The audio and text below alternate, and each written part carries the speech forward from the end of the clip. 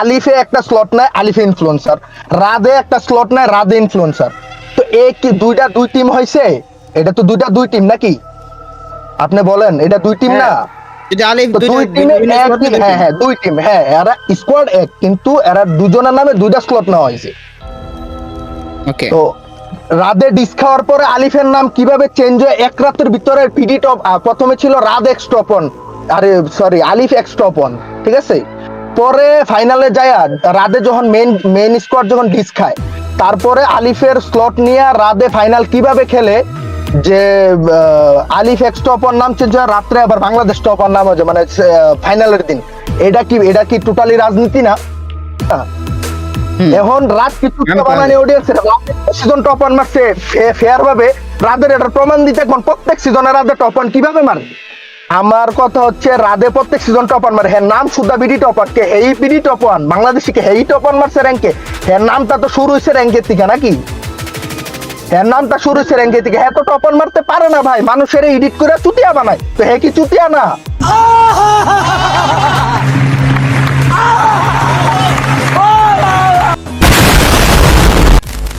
দেখো ভাই, স্রোতের সাথে গা ভাসিয়ে চলা ঠিক যতটা সহজ, কিন্তু সত্যের জন্য স্রোতের বিপরীতে গিয়ে কথা বলা ঠিক ততটাই কঠিন। মানা ভাই, হতে পারে তুমি একজন বাংলাদেশ টপ ওয়ানের ফ্যান বা অন্য কোনো ইউটিউবার বা কন্টেন্ট ক্রিয়েটরের ফ্যান, কিন্তু সবকিছুর আগে হচ্ছে তোমার বিবেক বা জ্ঞান, যেটা দিয়ে খুব সহজেই তুমি একজন কন্টেন্ট ক্রিয়েটরের দোষগুণ বিচার করতে পারবা। কথা কি ক্লিয়ার না ভেজাল আছে? আর আজকের ভিডিওতে আমি তোমাদের সামনে বাংলাদেশ টপ ওয়ানের এমন কিছু তথ্য ফাঁস করবো, যেটা দেখার পর ঠিক আমার মতো তোমাদের চোখও কপাল উঠতে বাধ্য হবে। হয়তো আজকের এই ফুল ভিডিওটি দেখার পর তোমরাই বুঝতে পারবে বাংলাদেশ টপ ওয়ান কিভাবে তোমাদেরকে রিজওয়ান টপ ওয়ানের নামে চুতিয়া বানাচ্ছে, এবং কি স্পোর্টস টুর্নামেন্ট গুলোতে বাংলাদেশ টপ ওয়ান কিভাবে সিন্ডিকেট করতেছে। আমার ভুল হয়েছে, ক্ষমা করে দেন। So hey guys, welcome back. I hope কি আপনারা সকলেই ভালো আছেন এন্ড আমিও ভালো আছি। এন্ড গাইস, আমাদের আজকের ভিডিওর টপিকটা হচ্ছে বাংলাদেশ টপ ওয়ান কিভাবে স্পোর্টস টুর্নামেন্টগুলোতে সিন্ডিকেট করতেছে, এবং কি Bangladesh top one Rizwan top ওয়ানের নামে কিভাবে তার ভিডিওতে মানুষকে চুতে বানিয়ে আসতেছে। আজকের ভিডিওতে আমি তার ওই তথ্যগুলোই তোমাদের সামনে ফাঁস করে দিব। মানে ভাই, বাংলাদেশ টপ ওয়ান এবং কুবাদের কন্ট্রোভার্সি সম্পর্কে কম বেশি আমরা সকলেই জানি, এবং কি তাদের কন্ট্রোভার্সি সমাধানের জন্য গত 22 মে বৃহস্পতিবার রাতে যে লাইভ স্ট্রিম করা হয়, যেখানে সালমান বাংলাদেশ টপ ওয়ানের উপরে টুর্নামেন্ট সিন্ডিকেটের একটা এলিগেশন দেয়। যেখানে সালমান বলে বাংলাদেশ টপ ওয়ান এবং কি তার স্কোয়াডমেট আলিফ গেমিং একই টুর্নামেন্টে দুইজনের নামে দুইটি স্লট নেয়। যেখানে বাংলাদেশ টপ ওয়ানের স্কোয়াড ডিসকোয়ালিফাই হওয়ার পরেও তারা আলিফ গেমিং এর স্লট দিয়ে তার স্কোয়াডমেট হয়ে একই টুর্নামেন্টে তারা ফাইনাল খেলে। রাদে ডিস খাওয়ার পরে আলিফের নাম কিভাবে চেঞ্জ হয় এক রাতের ভিতরে? পিডি টপ প্রথমে ছিল রাদ এক্স টপ অন, আরে sorry Alif x top on, ঠিক আছে? পরে ফাইনালে যায় রাদে যখন মেইন স্কোয়াড যখন ডিস খায়, তারপরে আলিফের স্লট নিয়ে রাদে ফাইনাল কিভাবে খেলে, যে আলিফ এক্স টপ অন নাম চেঞ্জ হয়, রাত্রে আবার বাংলাদেশ টপ অন নাম হয়েছে, মানে ফাইনালের দিন। এটা কি টোটালি রাজনীতি না? বুঝো না এই ব্যাপারটা? মানে গাইস, যেখানে টুর্নামেন্টের রুলসই ছিল এমন, একটি স্কোয়াড বা প্লেয়ার টুর্নামেন্ট থেকে ডিসকোয়ালিফাই হওয়ার পর অন্য কোনো স্কোয়াডের হয়ে দ্বিতীয়বার টুর্নামেন্টে অংশগ্রহণ করতে পারবে না, এবং কি একটি স্কোয়াড ওই টুর্নামেন্টে দুইটি স্লট নিয়ে অংশগ্রহণ করতে পারবে না। নিয়ম আছে যে একই টিমের প্লেয়ার অন্য স্লটে খেলতে পারবে না একই টুর্নামেন্টে, পয়েন্টটা নোট করেন, ঠিক আছে? একই প্লেয়ার সেকেন্ড স্লটে খেলতে পারবে না। তো আলিফে একটা স্লট নেয় আলিফ ইনফ্লুয়েন্সার, রাদে একটা স্লট নেয় রাদে ইনফ্লুয়েন্সার। তো এই কি দুই টিম হয়েছে? এটা তো দুই টিম নাকি? আপনি বলেন, এটা দুই টিম না?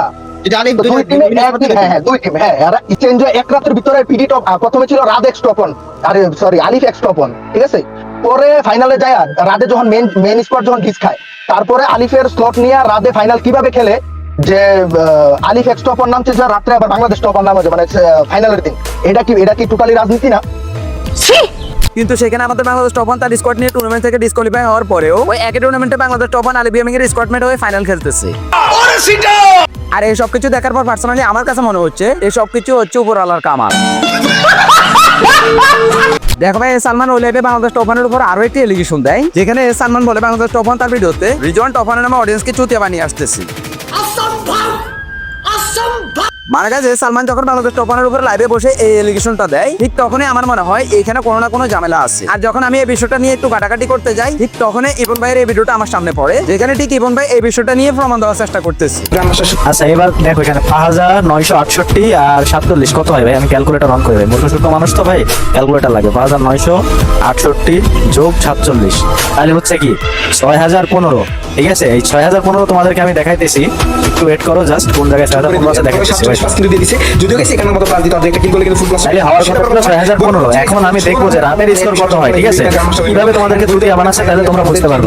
দেখো 1 2 and 3 তো তোমরা কাউন্ট করে লাইক দিয়ে দেখতে থাকো যে আমাদের গ্রাম মাস্টার দেয় কিনা। এন্ড ফাইনালি কিন্তু গ্রাম মাস্টারটা মোটামুটি শরীরে হ্যাঁ, গ্রান্ড মাস্টার দাম সব কিছু ঠিক আছে ভাই। চলে আসতে অনেকটা ভাব চলে আসবে ঠিক তখনই যখন গেছে আমরা লিডার বোর্ড দিকে যাই। তো এই দেখো এখন আমরা গ্রাম মাস্টার তো আচ্ছা এবার লিডার বোর্ড দেখছো, এখন লিডার বোর্ড হচ্ছে কত ভাই? 6088 ভাই, হওয়ার কথা ছিল 6015 ভাই, কেমনে 6088 হয়ে গেল ভাই? মানে কুচবি ভাই, আমি তো কিছুই বুঝলাম না ভাই। হওয়ার কথা ছিল 6015, সেখানে 6088।